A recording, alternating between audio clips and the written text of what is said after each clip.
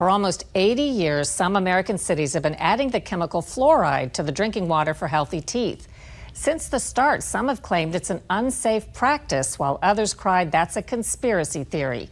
Lisa Fletcher finds a growing number of communities are trying to get the fluoride out and are pointing to sound science. From homeschooling to home-cooked meals, Kentucky mom Carrie Ashauer has a strong influence over what's going into her kids' minds and bodies.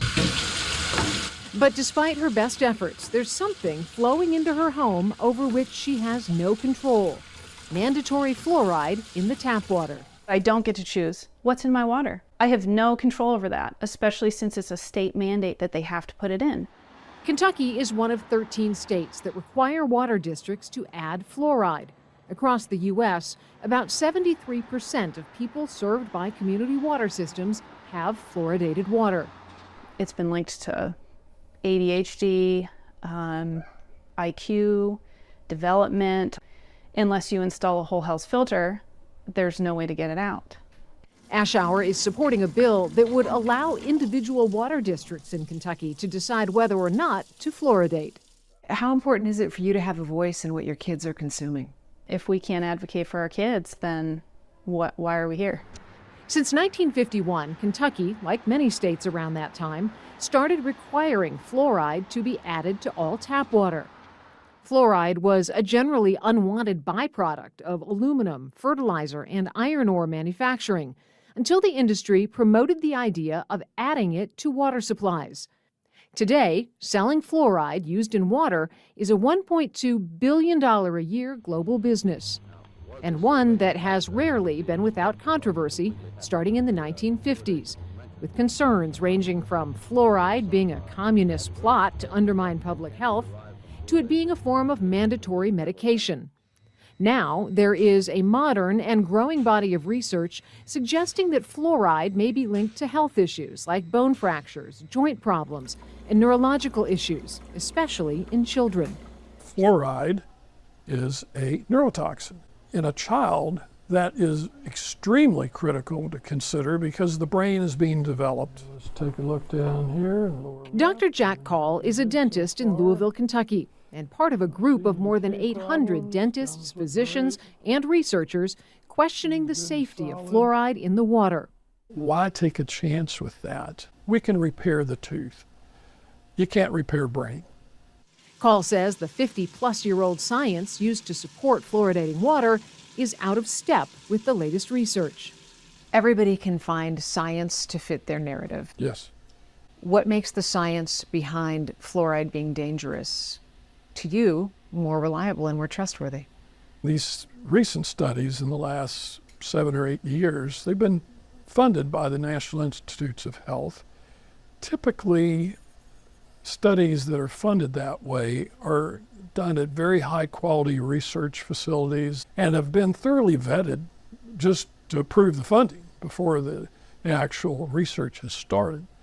So that adds a level of confidence. But not for everyone. I think when you get right down to it, the facts are on the side of the fluoridation. Dr. Stephen Robertson is the executive director of the Kentucky Dental Association. The science backs the effects that the fluoridation is having and supports that this is one of the top 10 public health initiatives that we've had in America. How do you explain Kentucky being in the bottom 8 states for oral health and tooth decay, yet being the #1 fluoridated state in America? As we've seen an increase in processed foods and changes in the diet and the increase in sugar intake and the high increase in soda with the acidic drinks and the high sugar content, there's going to be an increase in decay. There are doctors and researchers that we've spoke to who have said when they try to have a conversation about the facts of fluoridation, there's a deflection to sugar or to diet rather than going back and forth about the risks and rewards of fluoridation. Well, I think that's because the science is strongly on our side. The fluoride is doing what it can to help. It has to be the diet and the sugar, and that's why people keep coming back to that. In the last 6 months, communities in at least a dozen states have voted to keep fluoride out of their tap water. Since 2010, it's been removed from more than 150 towns or counties. Just this week, a California court ruled in support of a ban to adding fluoride to drinking water across the country. The court found evidence that fluoride poses an unreasonable risk to health, particularly for children. The Environmental Protection Agency could challenge that ruling, which could send the case to the Supreme Court. Lawmakers in some states aren't waiting for the courts. It's time to update this law. Let's take this out.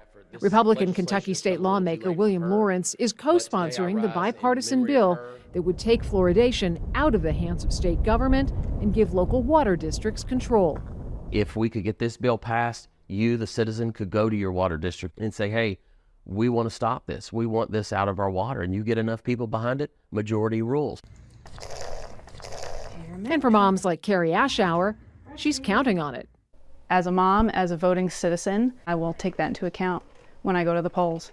For Full Measure, I'm Lisa Fletcher in Barry, Kentucky.